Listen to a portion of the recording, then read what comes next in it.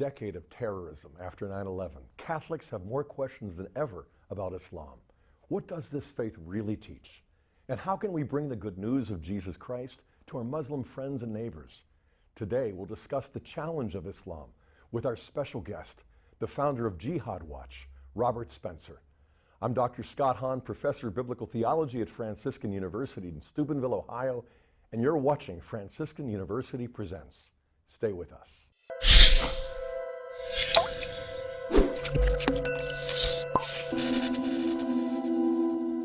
What do Catholics need to know about Islam? That's our topic today on Franciscan University Presents. I'm Dr. Scott Hahn, Professor of Biblical Theology at Franciscan University, filling in today for Father Michael Scanlon. We're here with our panelists, Dr. Regis Martin, Professor of Systematic Theology, and Dr. Michael Cirilla, Professor of Theology at Franciscan University of Steubenville. Our special guest today is Robert Spencer. He has a master's degree in religious studies from the University of North Carolina at Chapel Hill. He's been studying Islamic theology, law, and history for over 30 years, beginning when he read the Quran at the invitation of Palestinian and Saudi Muslims. As the founder of Jihad Watch, he has been sought after by dozens of print and television journalists worldwide, and he's the author of numerous books, including Inside Islam, a guide for Catholics. Robert, you say that you were not surprised by the terrorist attacks of 9/11. Why? Everybody else was. Well, Scott, you know, you mentioned that I first read the Quran in the early 80s, and anybody who reads the Quran with open eyes is going to see that there's a martial theology in Islam, and that the Quran teaches warfare against unbelievers and their subjugation. And I saw that also at the same time that I was reading the Quran. It was around the time that the Iranian hostage crisis had just been concluded, and the Islamic Republic of Iran was coming out in full force, and it was clear that the Ayatollah Khomeini was basing all that he was doing on the teachings of the Quran and the teachings of Muhammad, the Prophet of Islam, and that the warfare that they considered that they needed to pursue against the United States and other infidel nations was based on Islamic principles. And so when 9/11 happened, that was also after other attacks like the attack on the USS Cole and the attack on the embassies in Africa and so on, and these also were perpetrated by Muslims acting explicitly and proudly in the name of Islam. So when I saw 9/11 happen, I thought, well, this is something that was coming for a long time. So resurgent Islam is not just a contemporary event, but something that really calls for historical context? Oh, very much so, yes, because the contemporary Islamic jihad movements, notably Al-Qaeda, but not limited to Al-Qaeda, certainly also you have to add in the Muslim Brotherhood, since the Hamas movement in Israel considers itself to be the Muslim Brotherhood for Palestine, and other jihad organizations that started in the 20th century, they self-consciously cast themselves as intending to reassert the prerogatives of political Islam and ultimately to restore the caliphate, which was the supranational unity of the Muslims, united under the successor of Muhammad, the caliph, who was the political, spiritual, and military leader of the Muslims and the only person under Sunni Islamic law authorized to wage offensive jihad, and indeed having the responsibility to wage offensive jihad against infidel nations and to bring them under the rule of Islamic law in which non-Muslims are deprived of basic rights. Yeah, well, Robert, you make everything sound as plain as a pumpkin. You weren't surprised. We were. And apparently the president was surprised Certainly. by 9/11. The members of the Joint Chiefs, everybody was taken by surprise. And if we need this historical context, why would these men exercising that kind of national responsibility have been so culpably innocent, ignorant of these matters? Well, this is also something that goes back decades itself. I know that at the time of the Islamic Revolution in Iran, and when Khomeini came to power, this also completely blindsided the State Department and the White House at that time. And it was because they had completely discounted Khomeini's influence, and they had completely underestimated the power of Islamic preaching and the appeal of the rule of Islamic law for ordinary Muslims. Right. So there was only one book written by Khomeini anywhere in the State Department at the time he took power, and no one had read it. And this came out later, that they were completely unprepared. And I think that it's an ongoing cultural problem within the State Department and official Washington. And it actually goes back to the fact that these people are generally, State Department people, diplomats and so on, are generally secularists who do not understand and underestimate the appeal and power of a religious call to responsibility. That's a key factor, because I think at the time the only enemy in their sights was Soviet communism. Exactly. And so we looked at radical Muslims as allies in the one and only real war, which was against communism. And so really,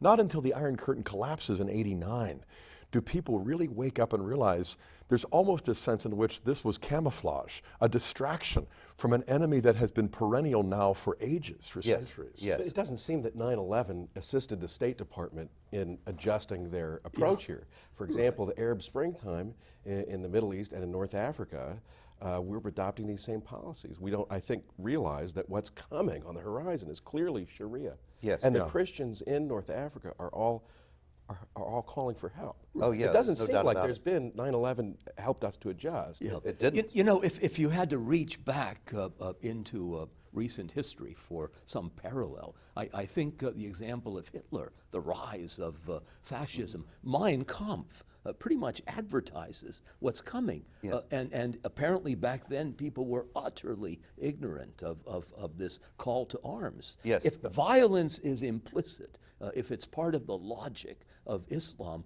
then why were we so sluggish in taking note of it? There's been a Middle East crisis for centuries. Well, there's several things. Remember also that in Afghanistan, the CIA and the State Department actually partnered with some of the jihadi groups that were fighting against the Soviets. Absolutely. And as you were saying, Scott, they saw everything in these bipolar terms. You're either with the Soviets or with us.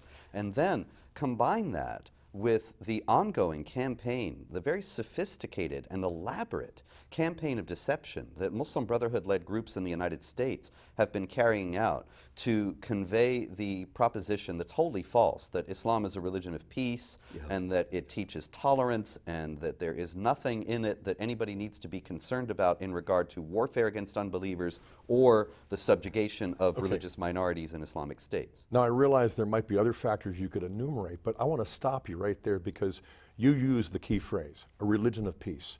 When we look at Islam, we can look at it in political terms, we can also look at it in religious terms. And that's the way I think most people begin, because after all, it traces itself back to Abraham. It is monotheistic.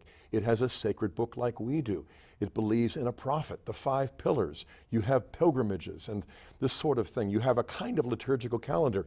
And so on the surface, there are some profound similarities to Judaism or to Christianity, and especially our own Catholic experience. And yet, this idea that Islam is a religion of peace, why is it that you feel that it's really not? Well, you know, Scott, in the first place, I have to say, just in terms of clarifying, that it's perfectly understandable why Muslims who are absolutely truthful say Islam is a religion of peace, but they're envisioning peace in a radically different way from what we consider to be peace. Explain. Islam is a political and social system as well as a religious one, and it always has been. And the rule of Islamic law, Sharia, is considered to be the perfect model for society, and once it's implemented, then there's peace. And so Islam is a religion of peace, but Muslims must wage war in order to impose that peace upon the rest of Now, us. explain that doctrine, because isn't the world divided, I mean, literally and technically in Islamic sources, into these two areas? Yes, it's a later, it's not in the Quran itself, it's a later elaboration by Islamic theologians, but the world is divided into the Dar al-Islam and the Dar al-Harb.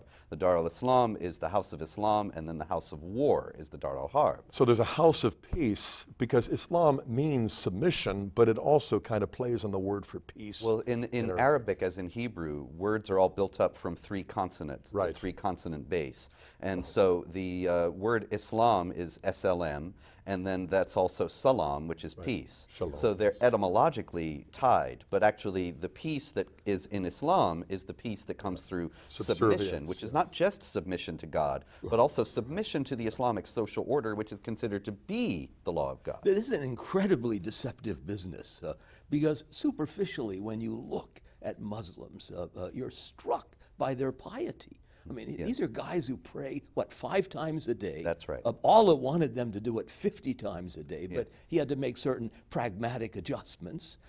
And they seem to be incredibly devout. And yet underneath, there is this seething cauldron of hatred for the West. Well, you know, actually, it's the same thing.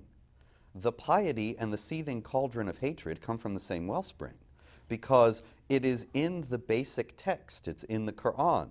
The unbelievers among the people of the book, that's the term. And the people of the book refers to primarily Jews and Christians. And the unbelievers among the people of the book are those Jews and Christians who do not accept Muhammad as a prophet or the Quran as the word of God. So in other words, essentially all Jews and Christians. The unbelievers among the people of the book are called in chapter 98, verse 6 of the Quran, the most vile of created beings. And in chapter 48, verse 29, it says, Muhammad is the apostle of Allah. Those who follow him are merciful to one another, but ruthless to the unbelievers. And so the ruthlessness or the harshness to the unbelievers, you see, is exactly the same motion of piety as being merciful to the Muslims. You know, there's something here that calls for a little closer attention, because when you say unbelievers, you know, I think we immediately think of secularized Western civilization. What do Catholics, not just Westerners, but what do Catholics in particular have to become more aware of when it comes to Islamic resurgence? Well, I'll tell you one other quote from the Quran that appears twice at chapter 5, verse 17 and 5, verse 72, is that infidels, unbelievers, are those who say Allah is the Messiah, Jesus the Son of Mary. In other words, that is generally understood to be that if you say Jesus is divine, then you are a kafar, an unbeliever. And that is the word that's used in those verses. And off with your head. Well, either off with your head, or if you submit Right, yeah. and accept a subservient position, being deprived of basic rights. Pay a then- tax. Exactly. You pay the tax, can't build new churches or repair old ones. You can't have public displays of the faith. You know, the Eastern churches, Catholic and Orthodox, they don't have any kind of a tradition of ringing bells, because the bells are forbidden. And there are processions, but they were forbidden from having the processions out into the city like they did in Catholic Europe. That's the state called dimitude, yes? or Yes, no? exactly. Okay. And the dhimma is the contract of protection. It's kind of like Don Corleone. Yeah. Will give Well, you protection. quote chapter and verse as if you have really read this book. I actually have read it once or twice. In Arabic, because apparently that's the only permitted language. Well, my the Arabic pious. is not so hot, but I can read some, and I can read enough in Arabic to know, for example, that some of the translations in English are a little bit sanitized. I see. Like if you look at Abdullah Yusuf Ali's translation, which is one of the most common translations in English, at Surah 434, chapter 4, verse 34, it says that's the one about beat. If good women are obedient, as for those that are not, warn them, send them to separate beds, and beat them. And in his translation, it says beat them lightly. But the lightly is not in the Arabic. Oh, I see. There's not even a mitigating circumstance. Yes, but you're quite right. Muslims generally understand it's standard Islamic theology. Well, maybe to let that it some of has to these be in people Arabic. off the hook, they don't understand what they read because they don't know Arabic. Oh, you're quite and so right. they don't obtain the grace, but they submit anyway. Yes. Well, see, this is the thing. If you're in school in Pakistan, then you're going to learn Quran primarily and only Quran. You'll probably memorize the whole thing. Yeah. And when often when I'm giving talks, I tell this story and people think it's a joke, but the man was very serious. I was speaking a few years back to a Pakistani Muslim, and he said, I'm very proud of my religion, and I have memorized almost the whole Quran. And one day, I'm going to get one of those translations and find out what it means. Because, you know, we know in the days of the Latin Mass, there was the Latin on the one side and the English on the other. But you go to the mosque, you have to pray in Arabic, you recite Quran in Arabic, and there's no interlinear translation available. Well, this is really You're scary. just mouthing syllables. Sheer mystification, but harnessed to great power. Yes. You know, but you also are pointing to an important distinction, a fundamental difference between Christianity and Islam, because you referred to how they deny divine sonship for Jesus, and especially for us. And they affirm a divine slavery, a divine servitude. Therein lies freedom. Divine sonship, therein lies blasphemy. And I think when we recognize that principle of servility, we really get to the heart or the inner logic of this religion and why it kind of it affects people the way it does, politically, but also psychologically. Oh, absolutely. It's very much a master-slave relationship. Yeah. So but the it's good confusing because in our faith, submission and surrender to God is a central component. Yes. And we also teach that it brings peace. But here's a profound difference. It's not just the difference of sonship and slavery or servitude, but it's also this, that there is a consistent and systemic denial in Islamic thought that we're created in the image and likeness of God. Oh, very Okay, much nobody we like need to God. pick up here right after the Okay. break when we're going to look at what Islam teaches about Christ and his church. You're watching Franciscan University Presents. Stay with us.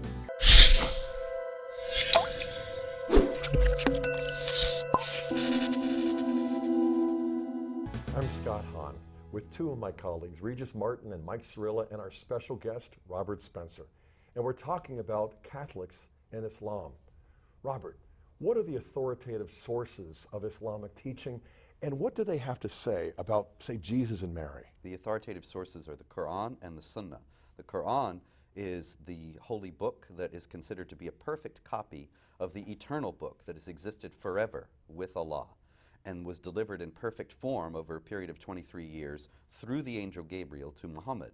And then the Quran, being rather elliptical and gnomic in many ways, is filled out by the Hadith, which are voluminous. You'd need a wheelbarrow or maybe several wheelbarrows to carry all the volumes of the Hadith. And they are stories of Muhammad's words and deeds, which are authoritative because in the Quran, Muslims are commanded to obey Muhammad as well as Allah. And he is called the excellent example of conduct that is the supreme guide for behavior for Muslims. Now, I've read the If you did it, it's Quran. right. I've read the Quran in translation a few times, and I've noticed from the outset, it's not chronological in any way like our Bible. It isn't really even logical or theological. It sort of seems decontextualized. Very much so. It's essentially Random. A series of kind of like sermons, exhortations of various ways, mostly just denunciations of the unbelievers, with various stories of biblical prophets added in that all have an exact parallel to the experience of Muhammad himself. In other words, Muhammad meets with scorn and derision, and he denounces the unbelievers and says they will ultimately be punished in hell and punished in this world as well. And then you read stories of Noah, of Moses, of David and Solomon and so on in the Quran, of Joseph and Jacob, and they all run along the same lines. And it seems clear that what they're trying, what the point always is to say, see, the other prophets went through exactly the same thing, and now you unbelievers are treating Muhammad in the same way, and you're going to receive the same punishment. There are broad patches of teaching about virtue and piety as well, but what does the Quran have to say about Jesus and Mary? In the Quran, Jesus is a prophet. He's the last prophet before Muhammad, and he prophesies the coming of Muhammad in the Quran. The Christians are warned numerous times in the Quran that it not only does Allah not have a son, and that Jesus is not the Son of God, but that it is an insult to the transcendent majesty of Allah to say that Jesus has a son, and tantamount to associating partners with Allah in worship, deifying a human being, and thus committing the cardinal sin of shirk, which is essentially polytheism or worshiping others besides Allah. And he is, although there are traces at the same time of Christian theology in that he's characterized as the Word of God and is, not in the Quran but in Islamic tradition, identified as sinless and as the prophet who's going to come back at the end of the world, although when he does, he's going to make war against Christianity. In the Quran, he is born of a virgin, and there's a chapter called Mary, chapter 19, which details the virgin birth and even the Annunciation, but without saying that, of course, the child will be holy and the Son of God. And Jesus is, we are also told that he appears before Allah, and Allah asks him, "Did you tell your followers to take yourself and your mother as gods alongside me?" Evidently that was Muhammad's idea of the Trinity, was Allah and Mary and Jesus. And he says, oh no, how could I say that when I wasn't authorized to do so? And we are also told that he does not die on the cross, but it only appeared as if he died on the cross. And so that somebody was made to look like Jesus by Allah, and he Yes. died instead to Yes. fool the... Well, this is a real stolen base, because if what they are saying is true, then we are the apostates. Oh, quite we so. are traitorous to the true teachings of Jesus, who Yes. only prepares the way for this real special guy. That's quite the right. protagonist of the story. In Islamic theology, not only Jesus, but all the prophets of the Old Testament are considered to be Muslim prophets. And Abraham, in chapter 3, verse 67, is specifically identified as a Muslim. So they've co-opted everything. We'll see all the prophets and Jesus were Muslims Yes. who taught Islam, and then their wicked followers, for reasons of their own personal gain, twisted their teachings to create the false religions of Judaism and Christianity. And here's a twist. Isn't there a chronological problem with the identification of Mary as Miriam? Yes, there is. The sister of Moses? Yes, in Arabic. And that actually, there is evidence from natural historiography that refutes that. Oh, well, it's And so the very clear. twistedness is on the part of the chronology found in the chapter on Mary. Well, see, it's a funny thing because It seems. it's not in the chapter. Well, actually, I believe it is there, but it's also in chapter 3, the family of Imran, and that's very important, as I'll explain. In Arabic, the word is the same for Miriam, the sister of Moses and Aaron, and Mary, the mother of Jesus. It's Maryam, and so Muhammad apparently confused the two. And it's also presented in the Quran that all the prophets are of the same household and are essentially related. And so in the Quran, Mary is twice called sister of Aaron. And Muhammad, there is a hadith, because apparently Christians from very early on were deriding this and saying, you got this wrong, you're thinking that centuries of Jesus difference. is Moses' nephew when Right, he's much later.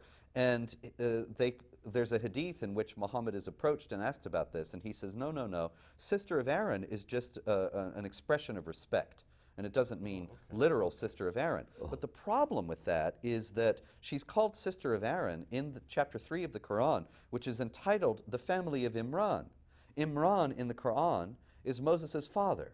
And so the whole thing is about the family of Moses. And Mary comes in and is called Aaron's sister. It's very clear that that is absolutely what is meant, but it was just caught early on, and this apologetic excuse fashioned to explain it. In that chapter on Mary, though, what is stated positively about Our Lady? Well, it's clear that she's very pious and she is holy, and as a matter of fact, she also, along with her son, they are both identified as sinless in Islamic tradition.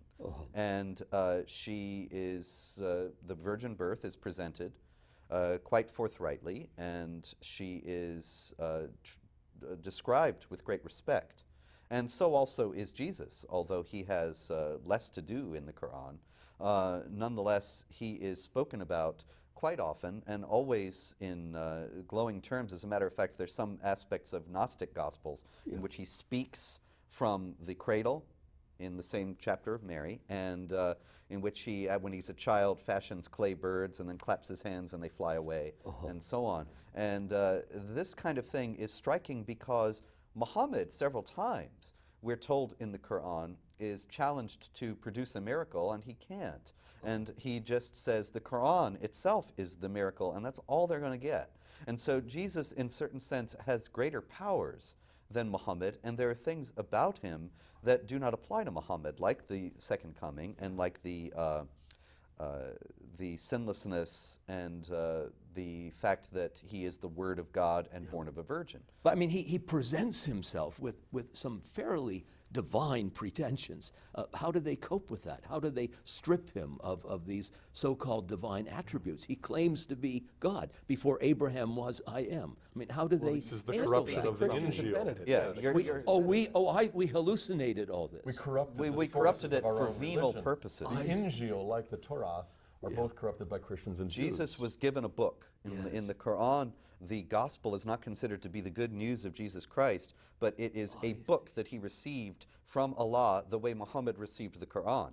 And then that book, which was a Muslim book that taught Islam, was corrupted by the Christians to create what we call the New Testament. Oh. And they speak of that as the Injil, the gospel. Yes. Just like the Jews have the Torah, the law. Both of these have been corrupted. So we really ought to be grateful to the Muslims because they want to disabuse us of these historical lies. That's absolutely the standard Islamic view of this. Which makes it easier, I think, to submit because they're doing us a great favor and liberating us from Yes, and they these make use of historical modern biblical howlers. criticism, the Jesus seminar kind of thing that says none of these things are historical, or this is and that isn't, and they say, see, this is evidence that your scriptures are corrupted, and so you have to get the full true thing in the Quran itself. Well, the founder of this religion was a real piece of work himself. I mean, here is a guy who impregnates a 9-year-old girl who becomes his wife, and that sort of sets the standard. I think you had mentioned marriage. Yeah, you had mentioned the other day that after the fall of the Taliban, when they go into these refugee camps, they're astonished by the number of 9-year-old wives. Yes.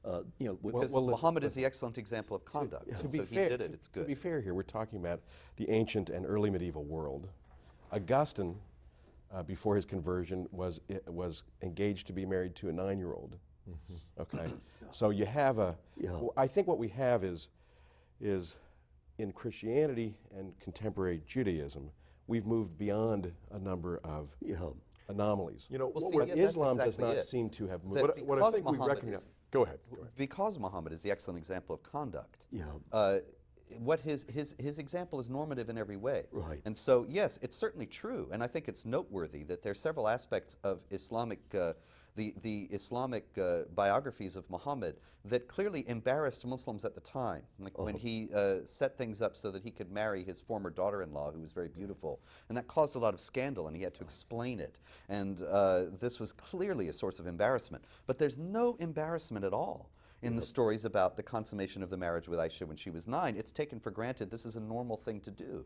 The problem becomes when it's considered to be a normal thing to do now, so many centuries later, when we know the physical and psychological harm that can do to girls, and yet because Muhammad did it, there's no headway that can be made against it in the Islamic world. You know, in dialogue, we need a balance between clarity and charity, precision, but at the same time, openness. You know, and it's hard because, you know, we understand from Muslims that Muhammad is really an exemplar of righteousness. Oh, yeah. If he's done it, then it's all right. You know, if somebody in the name of Jesus goes out and strikes terror and butchers people, everybody knows he has contradicted what the founder of Christianity did. Whereas if people go out and in the name of Islam imitate Muhammad and exercise force, violence, and terror, there's almost a sense of continuity and consistency. Oh, very much so. That's part of the obedience, that's part of the imitation of Muhammad that's required. That's hard for us to really admit. I mean, it's hard to kind of face up to that because of the conditioning I think we've received spiritually and culturally. Oh yeah, well people think in the first place that if you speak about these things, it's somehow impolite or wrong because all religions are basically good, and while the Catholic Church, of course, we understand that the fullness of the truth is in the Church, whereas other religious traditions have only partial truth, some to a greater degree or lesser degree than others, but it's still, it's considered to be sort of outside the realm of possibility that there could be the founder of a religion who says something like, as Muhammad said, I have been made victorious through terror, or I have been commanded to fight against people until they confess that there's no God but Allah and I am his messenger, and so many other things that Muhammad said and did that go against standard notions of human rights and morality. People can't conceive of that as a Well, I mean, some of this stuff is fairly preposterous on the face of it, like the creation of the world, that God, Allah, strikes the right shoulder of Adam and white people come out. And then the left shoulder is struck and you've got black people who, of course, are going to go to hell. Yes. How can this commend itself to any person of reason? Well, you know, a lot of times when you're talking about these features of Islam, even Muslims are not aware of them.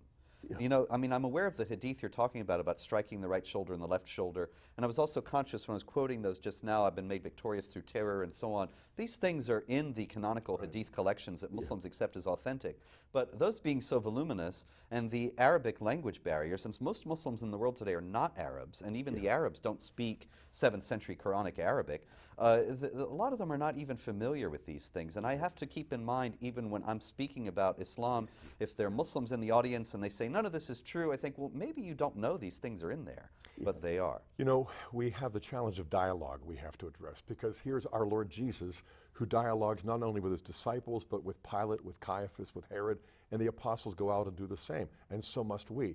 Up next, we're going to look at how the church can most fruitfully reach out to Islam and its followers in dialogue. Stay with us.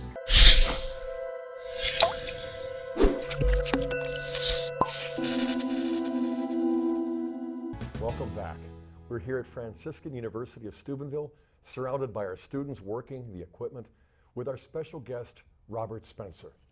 Robert, Muslims might say that you're just cherry picking from their sources. How would you respond? Well, this is a very important question, because we just were talking about how the many Muslims might not even be aware of some of the noxious and difficult elements of the Quran and of the Sunnah, the Hadith and the legal apparatus that's derived from it. And while that's true, at the same time, there are international movements of Muslims really in every continent and in most of the nations of the world, in which Muslims explicitly and avowedly are acting upon the passages exhorting to warfare and subjugation of the unbelievers, the hatred and contempt of unbelievers that is taught in the Quran. They know full well those passages are there, and they're the ones who are bringing them to public notice by explaining and justifying their acts of terrorism on the basis of these passages. So as Catholics, we should be aware of those texts, but at the same time, in order to facilitate whatever dialogue might be possible and fruitful, what examples can you think of? I mean, Father Zechariah Boutros or St. Francis and the Sultan, Blessed Charles de Foucauld. What do these men share with us? What do they teach us about this? Well, those dialogue? are three great heroes, and very different, each one, Touch on them. from one another. Father Zechariah Boutros is contemporary. Right. He is an elderly Coptic priest who has a television show in Arabic that airs in Egypt, and he does essentially what I do, although I don't do it nearly as well. He quotes Muslim texts, and he quotes them back to Muslims and says, well, these things, this is what this says, and this is how Muslims are acting upon it today. And these things are problematic in various ways, because obviously the Christians in Egypt are being victimized on the basis of people acting upon the texts and teachings of Islam. And Muhammad is an excellent example of conduct who leads the people who follow him into various kinds of immoral behavior, and so on. And of course they have he's on the hit list, and he lives in hiding, but he's a man of extraordinary courage and great wit and immense grace. I highly recommend for Arabic speakers his television show, and have run a few summaries of some of them on Jihad Watch, and you can find them there. Here at Franciscan University, we're very fond of St. Francis, and the story of St. Francis and the Sultan often gets retold in funny ways to make it seem as though he's just simply pioneering a kind of ecumenical dialogue. How did it really happen? Well, St. Francis was actually trying to convert the Sultan to Christianity, and so he thought that the best way would be to demonstrate the power of the true God. And after the pattern of Elijah and others, he offered to actually immolate himself and have the imams set themselves on fire, and the one who was put out, that would be the one whose God was true. But the imams did not want to take him up on that offer. All right. But he was not reaching out in the sense of contemporary dialogue where differences are minimized. Often differences that ought to be discussed are ignored and downplayed in favor of some kind of spurious harmony. To say that St. Francis was exemplary of something like that, or that he was just having some sort of ecumenical talks, that's historical anachronism. Right. What about Blessed Charles de Foucauld? I mean, in the last century, we have somebody more recent. Yes, Blessed Charles de Foucauld is an extraordinary man who lived a life of certain licentiousness as a youth, and he was very interested in Islam to the degree that ultimately he went to live as a hermit in North Africa and was ultimately murdered by Islamic supremacists there. But many things noteworthy about him. He was just devoting himself to prayer. He didn't preach. He knew the restrictions and the suspicions that Muslims have about Christ and Christianity and Christians, but he just thought he would live a life that would be exemplary and attractive.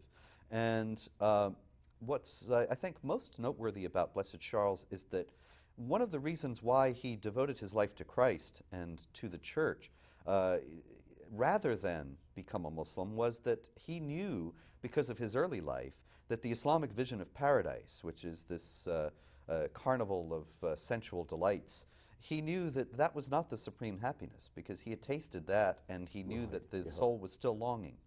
And so he realized, well, this could not possibly be a true faith because of its vision of that the carnal delights don't exactly exhaust the capacity we have for happiness. Precisely. You know, another example, even more recent, would be that splendid movie that came out a year Of the or monks so of ago. Tiberine. Right, of Gods and Men. I mean, their witness is very much in the spirit of Charles de Yes, Foucault. very There much. too, and, I And don't they know end the up, movie, I but- mean, they're murdered. They become martyrs to the faith. And they're witnesses of hospitality to their Arab neighbors. They're not provoking anybody, Yes. but they're targeted by these people. Because they're Christian. Because they're Christian. is what happened. You know, I mean, what the Germans did to the Jews was not because of something the Jews had done, but because of who they were. That they became objects of hatred. Your very being is repulsive, and we've got to sweep the board clean of Jewry. Now, the difference here, that's an exact parallel, but with one caveat, and that is that if the monks, or if any Christian in that context, converts to Islam, then everything is okay. Right, yeah. And so that is always an out. But otherwise, yes, then your existence itself is an insult. Right. You know, another courageous example would be Pope Benedict and the Regensburg Address. Yes. What happened there? I mean, can you summarize? Certainly. Pope Benedict quoted the Byzantine Emperor, Manuel II Palaiologos, who was late 14th century. And he said that there is nothing new or original in what Muhammad taught except what is evil and inhuman.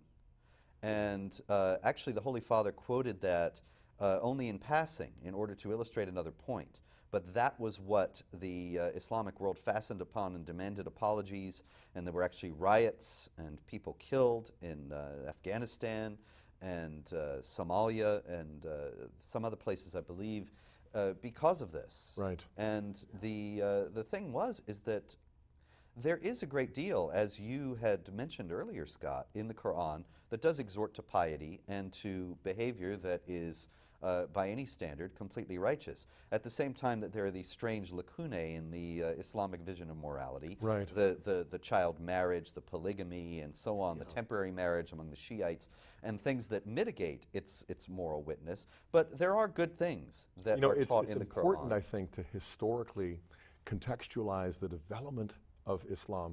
I was reading Professor Iman's book on Islamic natural law theories, and this professor traces how there was a hard natural law tradition at the inception of Islam that slowly becomes soft and then voluntaristic until finally what we would know as natural law is sort of repudiated in favor of a hard Sharia. That it is the will of Islam, pure and simple. That natural reason doesn't see the inner logic of a law that perfects and fulfills us as humans. There's no, in natural theology, the idea of natural law and the idea of a rational, systematic theology is completely alien to Islam and the Quran. There's a passage in the Quran, chapter 5, verse 64. It says, the Jews say that Allah's hand is chained. And no, may their hands be chained. Now, what does it mean that Allah's hand is chained? It bound by suggests covenant. Precisely. But in Islam, he's not bound by anything at all. That's right. He's not a father who would bind himself to a family and Precisely. love his children. He's a master. I who mean, relates it to would be slaves. unthinkable for a Muslim to utter the Lord's Prayer, Our Father. I mean, that is right, anathema. Our Master. The Quran but not says our the Jews Father. say we are children of Allah and His beloved, and if that's so, then say to them, then the Jews and Christians say, then why does He punish you for your sins? Which is kind of odd, because why wouldn't a father punish a child who's disobedient? But in any case, it's just explicitly repudiated in that passage that Allah is the father of human beings. And so look, any claim that there was a strong sense of natural law even from the beginning has to be qualified or tempered by these facts. But even though the Quran lacks perhaps a systematic approach, there is an inner logic and a system here. And I believe that it bears directly upon their notion of God and their notion of humans. Humans, for Islam, unlike for the Judeo-Christian tradition, are not created in God's image and likeness. There was no parity, no point of contact. There's no notion, therefore, that the fulfillment of human life would be metaphysical union with that God. That's right. And therefore that leads to making either carnal or material or created things the great good of human life, in this life and in the next. Yes. So there is an inner logic, even if it's not set out systematically. We can systematize And it also plan. would legitimize the exercise of violence. Exactly. Pursuant to it making the degrades- world Muslim. It's a I mean, degrading view. of even human though this exhortation to violence is antithetical to reason, that God is above reason. Yes. He's not subject even to the word. Maimonides, the medieval Jewish philosopher, he writes very interestingly about his dealings with Muslim philosophers. And he said that essentially, they drove him crazy because they would never acknowledge that God might operate the universe according to consistent and observable laws. They thought that would be a blasphemous limitation. Because he would be of bound, his as power. it were. You know, I That would remember be chaining I had his an hand. experience where I was scheduled to debate an Islamic philosopher on the subject of God and the Trinity. And this was months away, but we were able to arrange for a breakfast. And in that breakfast, it got really tense because accidentally I referred to God as Father, and he interrupted me and said I blasphemed. So politely, I changed the subject. We shifted to Jesus, and I referred to him as the Son of God, and he pounded his fist a second time and interrupted me and said, I will not accept this blasphemy. There is no divine sonship.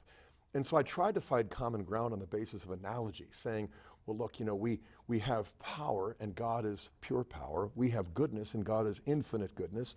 You know, we have knowledge, and God is all-knowing. And we are good and sometimes show mercy and love, and God is perfectly, Allah is that. You know, why not just take it in terms of fatherhood, that we have fatherhood that's flawed and Allah has fatherhood that is perfect, and that is the context. And he stared intently back at me and he said, because Allah doesn't love as a father. And he proceeded to describe his relationship to his pet and how he was going to move into a new apartment. And in fact, you know, it didn't allow pets. And so he said, I may have to kill my pet. And I was astonished, you know, and the conversation broke down. The debate was eventually canceled. But what really happened to me was he provoked me to a kind of intellectual awakening where I began to realize that the things that we take for granted as Christians, God's fatherhood, Christ's sonship, that we're the children of God, that we're made in the image and likeness of God, none of this is acceptable. That it is a master-slave relationship that is metaphysically projected onto the universe and historically played out in terms of slavery, in terms of dimitude, in terms of polygamy, concubinage, and terror. And most poignantly, heaven cannot be the vision, the mystical, intimate vision of the divine essence. It cannot be. No. There's no ground for parity. There's no for claim. union. There's no Therefore, basis. if the vision is not of God's essence, then it has to be of something created. There's no other option. This It's God kind or of something. dialogue between Christians and Muslims is necessary. And at times it's been fruitful. But I think we have to recognize it's a lot harder than we want to admit. Oh, very, very hard. Well, the conversation seems to be suggesting that there's no basis, there's no commensurability between the two. What do we talk about? Well, I think that there's a possibility that if you have a Muslim who would be willing to be honest, now it might seem insulting that I would even suggest that they would not be honest in a discussion, that it might be fruitful, but the reality is that Islam also has a doctrine of deception, and that it's permitted. Chapter 3, verse 28 says that don't take unbelievers in preference to believers as your friends and protectors, unless you're doing it to guard yourselves against them, which is understood in Islamic tradition as meaning that under certain circumstances you can deceive unbelievers for the advantage of Islam, and that's so that makes dialogue virtually impossible. Well, you know, this segment has flown by. When we return, each of us will share our final thoughts on Catholics and Islam. Stay with us.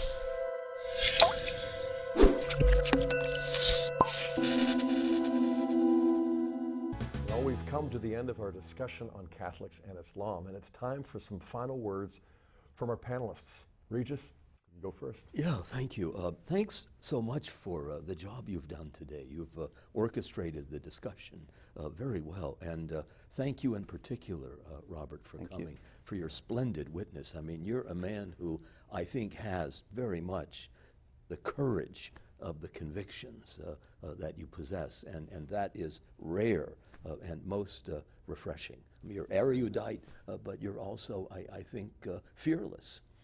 And I want to applaud you and encourage you in this apostolate. And it's always a delight to be with my esteemed colleague, Michael Cyrilla, who I think touched on a theme that I'd like to sort of embroider upon for a half minute or so.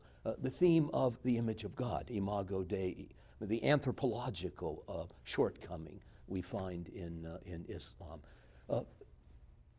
Pope John Paul I, whom nobody remembers, but I do. He lasted about a month. But one of his signature statements was, "We are the amazement of God," that there is something imperishably important and precious about being a child of God, an image of God who strives after the perfect likeness of God. And this is an ancient theme in Catholic literature, both devotional and polemical. We find this in Irenaeus, the great founder of Western theology, who tells us that the glory of God is man fully alive.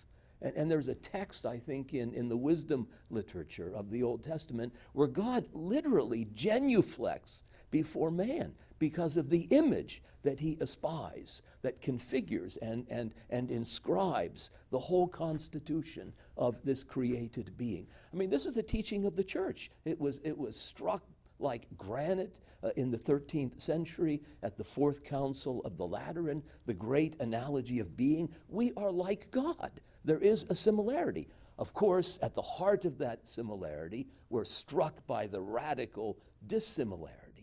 And so on the basis of all this, it does seem mighty difficult to find a common point of entry with our Muslim friends and neighbors. But we've got to try anyway. But it's difficult when you think of people who sanction suicide bombers. I mean, what on earth do we share with these people? Well, one thing, a human heart. They have the same longings we have, and we have to persuade them that the longing for ultimate human happiness can only come as a result of acknowledging God as Father, not simply as Master, and ourselves as children, not simply as subjects. Mike. Well, thanks for inviting me here once again. And Robert, thank you very much for your work. It's been a pleasure to get to know you and discuss Islam and the faith today. Regis, you hit at the heart, I think, of the issue. On the one hand, there's a disjunct. We don't share a view exactly with Muslims that humans are in the image and likeness of God.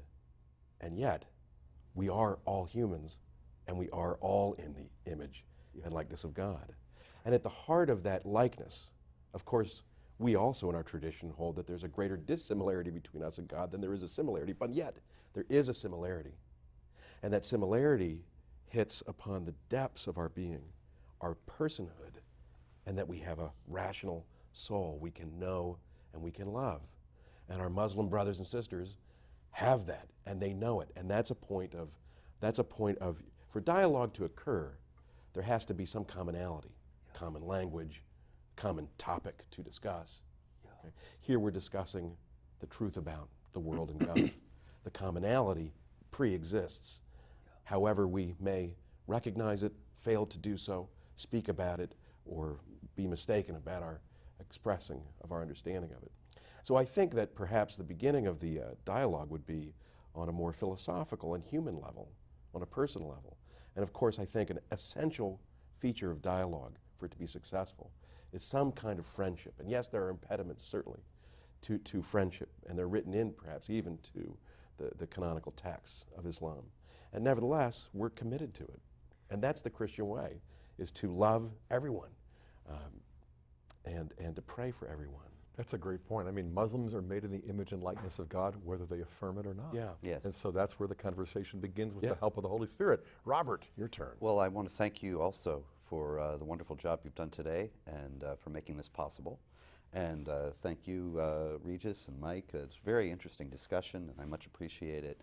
And in terms of the things that you're saying about the image of God, and that Muslims are indeed created in the image of God like everybody else, this is very important, and there is a port of entry in the Quran to discuss this with Muslims, because while it is denied in Islamic theology that we are created in the image of God, at the same time there is a Jewish rabbinical tradition that's repeated several times in the Quran, that when God created Adam, he summoned all the angels and ordered them to prostrate themselves before Adam.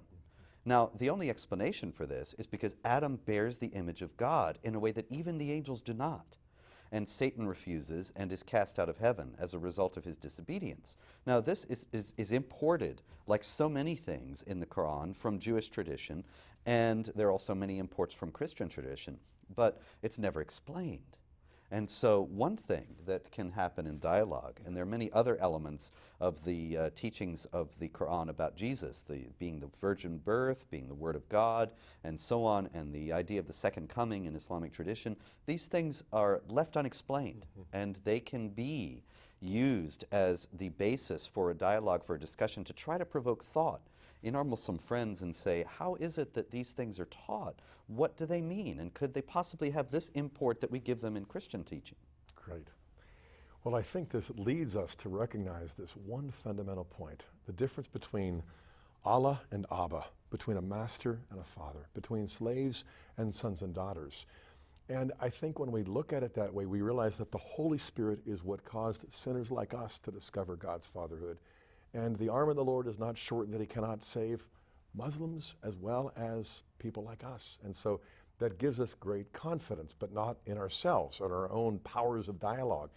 I'm reminded of a text in Proverbs 17, verse 2.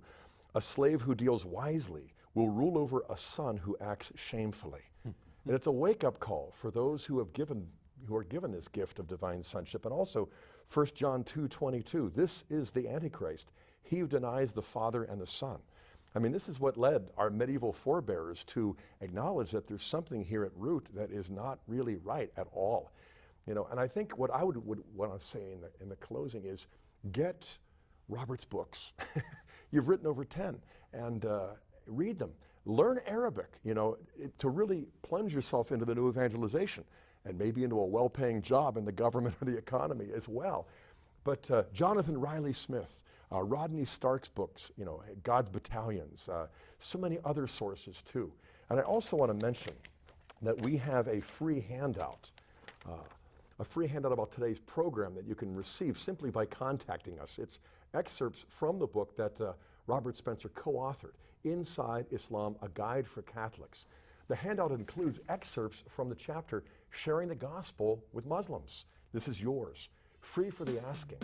That's all we have time for right now, but we hope you'll join us next time for Franciscan University Presents.